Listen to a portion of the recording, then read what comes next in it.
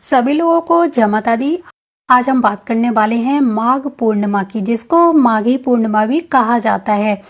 धार्मिक ग्रंथों के अनुसार ऐसा माना जाता है कि माघ के महीने का हर दिन दान पुण्य करने के लिए बहुत ही ज्यादा विशेष रहता है। माघ का अंतिम दिन सबसे ज्यादा महत्वपूर्ण माना जाता है, जिसको माघी पूर्णिमा कहा जाता है।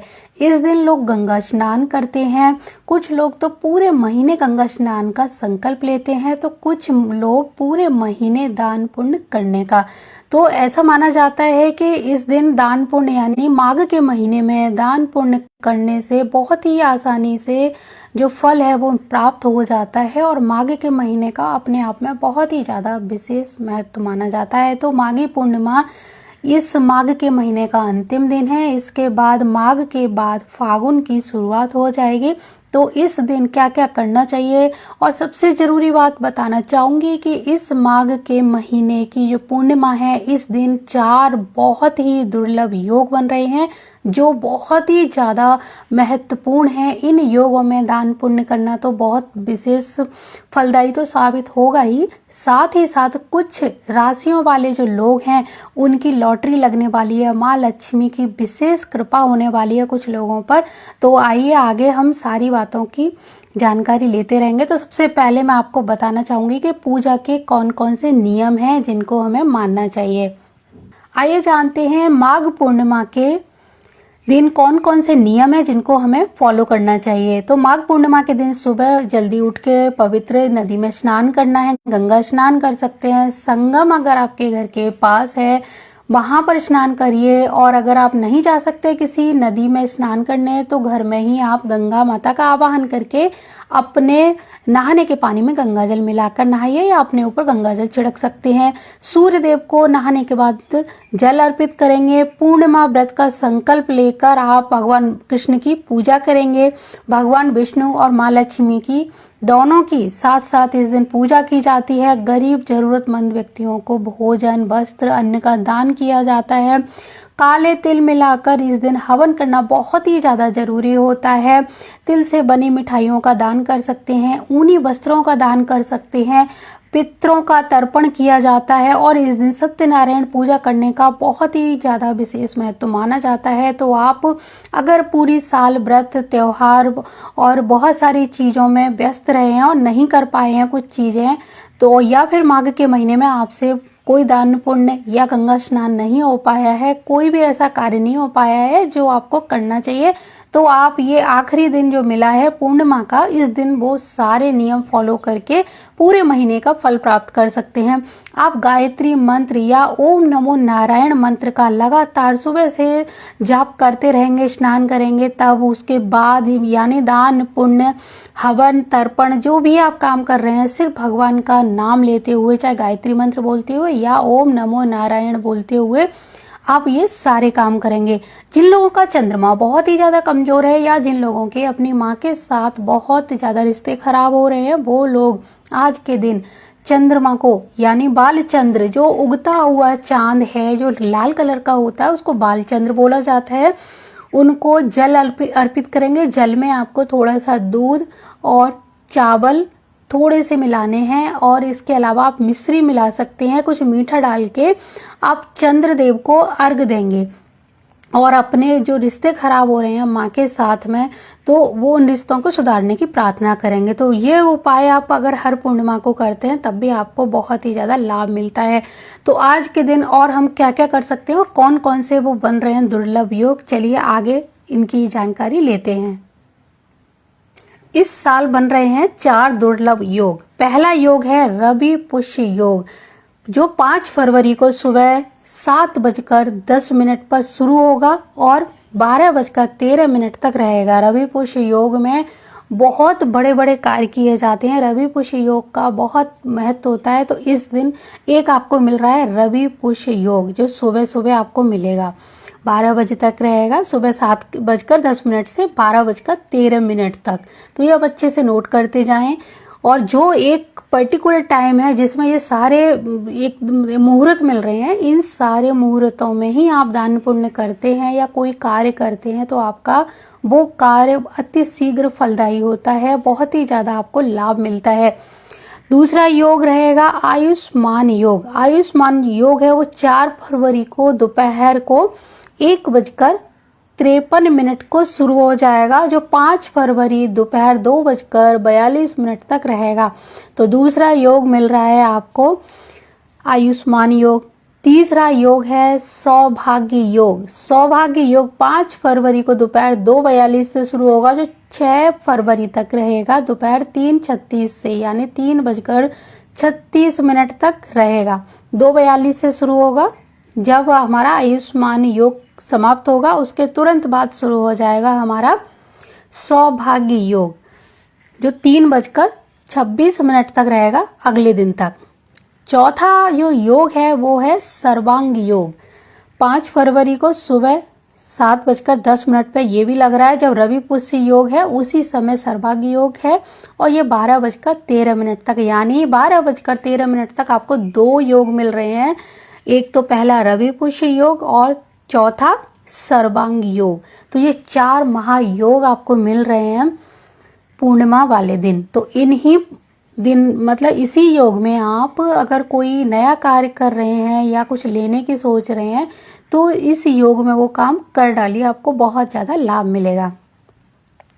अब जानते हैं माघी पूर्णिमा का मुहूर्त। माघी पूर्णिमा शुरू होगी 4 फरवरी रात को 9 बजे से, और जो रहेगी 5 फरवरी रात को 11:58 तक, यानी 5 तारीख को पूरा दिन मिल रहा है आपको। तो उदय तिथि को देखते हुए ये 5 फरवरी को, यानी 5 फरवरी 2023 को मनाई जाएगी माघी पूर्णिमा। तो जो जो योग मैंने बताए उन योग में ही आप ये सारे काम करेंगे। अब जानते हैं कौन कौन सी जो राशियां हैं जिनकी किस्मत खुलने वाली है। तो चलिए, माघ पूर्णिमा पर कुछ राशियों की किस्मत खुलने वाली है। वो राशि रहेंगी मेष राशि, कन्या राशि, कुंभ राशि और तुला राशि। इन राशि वाले लोगों की लॉटरी लगने वाली है। माँ लक्ष्मी की विशेष कृपा होने वाली है इन राशियों के ऊपर। विदेश यात्रा के योग बन रहे हैं। कोई विदेश जाना चाहता है, किसी को बिजनेस में परेशानी थी, उनके समस्याओं के समाधान मिलने वाले हैं। किसी को नौकरी मिलने वाली है, तो किसी की शादी वगैरह के योग हैं। अच्छी खबर मिलने वाली है। घर में कोई अच्छा कार्य हो सकता है। आमदनी के योग बन रहे हैं। प्रमोशन के योग हैं।